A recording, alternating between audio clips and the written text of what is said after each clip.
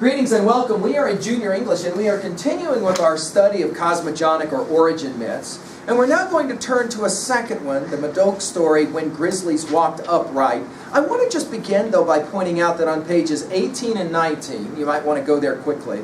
On pages 18 and 19, we have some important things to point out at level 2B. We've got some literary analysis stuff that we already looked at in our first of our three origination stories. We're now going to be looking at the second. And if you're on page 19 with me, and I hope you are, you will see that the Modoc traditionally lived in what is now southern Oregon, Northern California. So, dude, we're looking at a completely different culture that produces a completely different story. And we're going to notice these stories kind of represent maybe where they come from. Keep reading with me. These individuals, these Modocs, they farmed, fished, hunted, became famous for their weaving. In the mid-19th century, when the government tried to force the Modoc onto a reservation, they fought the resettlement under a leader known as Captain Jack. After several years of hostilities with United States troops, Captain Jack and his followers were forced to relocate to, whoa, there it is. You reading it with me? From Oregon to where? Oklahoma. Oklahoma? Whoa, what's the drive time at 60 miles an hour from Oregon to Oklahoma? You ain't doing it in one day, are you? Right? Long, long distance. The people were forced to be removed from where they lived out to Oklahoma, although some later able to return to Oregon. All right, well, let's take a look at this story. Now, this is a story that's going to, again, kind of tell us a little bit about origination stuff, right? We're going to take a look now, and we're going to ask, after a reading of the story, can you summarize what happens in this story? Again, we'll ask two questions. One, you may want to write these down. One, in this story, what happens in regards to this grizzly bear? Two, what can we learn from a culture that would produce this story? All right? So here we go. We're just simply going to follow along now. Pay attention to the storyline. Here we go. Are you ready? Modoc. Retold by Richard Erowes and Alfonso Ortiz. Before there were people on Earth, the chief of the sky spirits grew tired of his home in the above world because the air was always brittle with an icy cold. So he carved a hole in the sky with a stone and pushed all the snow and ice down below until he made a great mound that reached from the earth almost to the sky. Today it is known as Mount Shasta. Then the sky spirit took his walking stick, stepped from a cloud to the peak, and walked down to the mountain. When he was about halfway to the valley below, he began to put his finger to the ground here and there, here and there. Wherever his finger touched, a tree grew. The snow melted in his footsteps, and the water ran down in rivers. The sky spirit broke off the small end of his giant stick and threw the pieces into the rivers. The longer pieces turned into beaver and otter. The smaller pieces became fish. When the leaves dropped from the trees, he picked them up, blew upon them, and so made the birds. Then he took the big end of his giant stick and made all the animals that walked on the earth, the biggest of which were the grizzly bears. Now, when they were first made, the bears were covered with hair and had sharp claws, just as they do today. But they walked on 2 feet and could talk like people. They looked so fierce that the sky spirit sent them away from him to live in the forest at the base of the mountain. Pleased with what he'd done, the chief of the sky spirits decided to bring his family down and live on Earth himself. The mountains of snow and ice became their lodge. He made a big fire in the center of the mountain and a hole in the top so that the smoke and sparks could fly out. When he put a big log on the fire, Sparks would fly up and the earth would tremble. Late one spring, while the Sky Spirit and his family were sitting round the fire, the Wind Spirit set a great storm that shook the top of the mountain. It blew and blew and roared and roared. Smoke blown back into the lodge hurt their eyes. And finally, the Sky Spirit said to his youngest daughter, "Climb up to the smoke hole and ask the Wind Spirit to blow more gently. Tell him I'm afraid he will blow the mountain over."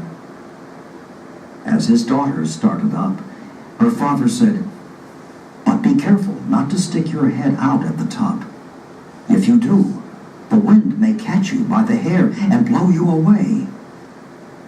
The girl hurried to the top of the mountain and stayed well inside the smoke hole as she spoke to the Wind Spirit. As she was about to climb back down, she remembered that her father had once said you could see the ocean from the top of their lodge. His daughter wondered what the ocean looked like, and her curiosity got the better of her. She poked her head out of the hole and turned toward the west. But before she could see anything, the Wind Spirit caught her long hair, pulled her out of the mountain, and blew her down over the snow and ice. She landed among the scrubby fir trees at the edge of the timber and snow line, her long red hair trailing over the snow. There, a grizzly bear found the little girl when he was out hunting food for his family. He carried her home with him, and his wife brought her up with their family of cubs.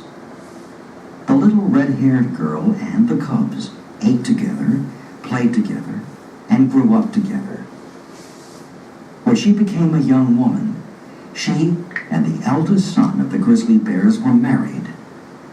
In the years that followed, they had many children, who were not as hairy as the grizzlies, yet did not look exactly like their spirit mother either. All the grizzly bears throughout the forests were so proud of these new creatures that they made a lodge for the red-haired mother and her children. They placed the lodge near Mount Shasta. It is called Little Mount Shasta today. After many years had passed, the mother grizzly bear knew that she would soon die. Fearing that she should ask of the chief of the Sky Spirits to forgive her for keeping his daughter, she gathered all the grizzlies at the lodge they had built. Then she sent her eldest grandson in a cloud to the top of Mount Shasta to tell the spirit chief where he could find his long-lost daughter. When the father got this news, he was so glad that he came down the mountainside in giant strides, melting the snow and tearing up the land under his feet. Even today, his tracks can be seen in the rocky path on the south side of Mount Shasta. As he neared the lodge, he called out, "Is this where my little daughter lives?" He expected his child to look exactly as she had when he saw her last. When he found a grown woman instead, and learned that the strange creatures she was taking care of were his grandchildren, he became very angry.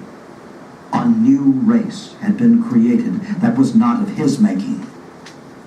He frowned on the old grandmother so sternly that she promptly fell dead. Then he cursed all the grizzlies. "Get down on your hands and knees. You have wronged me. And from this moment, all of you will walk on 4 feet and never talk again." He drove his grandchildren out of the lodge, put his daughter over his shoulder, and climbed back up the mountain. Never again did he come to the forest. Some say that he put out the fire in the center of his lodge and took his daughter back up to the sky to live. Those strange creatures, his grandchildren, scattered and wandered over the earth. They were the first Indians, the ancestors of all the Indian tribes. That's why the Indians living around Mount Shasta would never kill a grizzly bear. Whenever a grizzly killed an Indian, his His body was burned on the spot. And for many years all who passed that way cast a stone there, until a great pile of stones marked the place of his death. Now this is a very interesting cosmogonic myth. Jot down at level 1, really quickly, how do you want to summarize this? Do you notice how these stories can be told or retold or summarized in parts? For example, can you 3-part this story really quickly? Can you do that? Do it really quickly for your notes. So for example, part 1 might be the very first original part of our story, right? You've got, of course, the story of the sky spirit and, of course, the daughter. Part 2, you've got, of course, the daughter, the little girl, being sent away. Notice Daddy tells her something. Don't do X. Whatever you do, don't do X. Her curiosity. Is it interesting to you that it's a girl and not a guy? It's a daughter. That's interesting. It's a little daughter who goes away. She does show curiosity. And guess what? Something bad happens. Here, of course, we always think about how often in our stories, women, females, are the ones that get accused of bad things happening. We think, of course, of Eve and the garden story. We think, of course, of the great Greek story of Pandora and her box. But we also think, for example, about the great story of Daedalus and Icarus. Remember, Daedalus is the son of the great Icarus, right? Daedalus, the father, telling Icarus, the son, we can get out of here by making wings. Remember, Icarus is told, don't fly too close to the sun. Or Daedalus is told by Icarus, don't fly too close to the sun. He doesn't listen to his dad, falls into the ocean and dies. And then, of course, the third part of the story. What happens when Daddy shows up? Torqued right off. And you got to have a curse. And the curse is what? All grizzlies will walk on all fours, right? So there you go. There's your storyline. And then, of course, a very interesting kind of end note. This will explain 2 things. The origin of Native Americans that we will call Indians, and why they don't like to kill grizzly bears. Now there's your level 1. Let's go to level 2A really quickly. Can you jot down one message or theme from a story like this? What is the point of a story like this as an origination myth? What does it emphasize? Well, notice right away. First, we always again will have the forces of nature. Do you notice how those forces of nature began first of all with mountains? And then what do you know? We're back to trees again. Why do you think trees always factor in these early stories? And by the way, it's really interesting. People have spent their academic careers reading all these different stories. There's thousands and thousands of them on the planet. And many of them have trees. What is it about trees, right, that maybe fascinated these early cultures? Of course, we've got the storyline in regards to the youngest daughter, who is going to go away, but she doesn't come back home. By the time Daddy finds her, she is not a little girl anymore, is she? Right? She has changed in some way. Let's jot down that this story will play the game of the journey motif. The journey story, right? When we get to 3A, for example, what's the most famous journey story of all of Western culture? The Odyssey, right? Odysseus, right? The Homer's Odyssey. Same basic thing. You go away on a journey, and then something changes you, right? Now wait a minute, at 2B, we want to jot down really quickly a possible bit of information that we would call rhetoric. Let's just spend a quick second with archetypes. Remember, something representing something else. What are some of the archetypes out of this story? For example, the really torqued off father. Do we ever see in other literature a really torqued off dad, especially at his daughter? Do you remember the scene if you're from your 9th grade year? Mama comes into Juliet and says, I've got great news. Daddy's going to marry you off to Paris. It's going to be awesome. Of course, Juliet can't marry Paris because she's already married to Romeo. And she goes, no, I don't think so. How does daddy deal with a daughter saying, no, I don't think so? Sometimes daddies say and do really mean stuff, especially to their daughters, especially if their daughters say, no, I don't think so. In fact, we will find lots of examples of this where daughters and dads kind of butt heads. Why is it often daughters and dads? Why is it so often the case that daughters and dads do one of these things? Does that ever happen today? Well, let's jot down really quickly at 3A. Is there another title that comes to mind here for you? Is there another story that works for you in regards to a relationship to this story? We've mentioned already the Odyssey, stories of journeys. What is your favorite movie where a person goes on a long journey, and by the time that person gets back, that person is totally changed? Are you at all familiar with the Lord of the Rings films? Of course, if you know these films, you know all about how that character totally changes by the end of the story. Some of you will say, dude, that's funny, but a lot of times when I'm watching movies, I guess it's true. It's kind of like the way movies often tell, so that there has to be this journey that takes place. What's your favorite movie where there's a journey that takes place? And by the end of the movie, the person is totally different. What's your favorite movie where a daughter and a father get in a fight? Where they argue, and in the end, who wins? Who wins, by the way, in our story? Daddy wins. Are you familiar, though, with the story where daughter ever wins? How does that work out, see? We got lots of examples of strong women in literature. Maybe one of the strongest stories is the great story of Antigone, right? Antigone is told by the king, you can't bury your brother who's dead. And Antigone says, I'll do it anyway. Whoa! And then, of course, you have nasties that happen at the end of that play. Finally, at 3B, how do you want to relate to this one? Any number of ways, possibly, that you could relate to this one. Maybe, for example, you will relate to the whole notion of, do you have a fear of certain animals? Do you have a fear, for example, of bears? Where do fear of animals come from? Do you have a fear of snakes or spiders? But why if you do? Or why if you don't? Right? Notice in both of our stories we studied, right? You've got animals that factor heavily. Okay? What about fighting with dads and moms? Why is it that kids often disobey their parents? And notice in our story, it's not willful disobedience. She doesn't go out there and say, yes, I'm going to totally disobey my old man. I'm going to do exactly what he told me. No. That's not how the story is told. Rather, it's, I'm kind of interested to know. I've always wanted to see the ocean. I wonder if bam, there she is, caught, right? Do you think it's true that when parents tell kids not to do something, that's the surefire guarantee that they will? Which begs a really interesting question. If you're ever going to be a parent, do you tell your kid not to do something because you want the kid to be safe, knowing full well the kid will probably go out and try it anyway?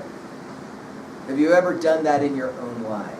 Have you ever had an experience where you were told not to do something and then you did it, right? Of course, notice, if the last text we looked at about the turtle makes you look at turtles differently, you probably look at grizzlies as well differently now. Before, grizzlies were told walked on 2 legs and they could talk, right? Now, of course, they spend most of their time on 4 legs. Final question. What is for you the greatest animal of all time? For example, if you had to die and come back as an animal, jot down at 3B, what would that animal be for you? What would you come back as if you could come back as one animal and only one animal? What would it be for you? And it would be an animal not maybe living in a zoo, but an animal living out in the wild free. Okay? What do you think about when you think about your favorite animal that you would like to be? And by the way, is that an animal that you're naturally frightened of? And yet, you would still be interested in it. Notice the Native Americans were frightened of grizzlies and yet respected them, right, as a force of nature.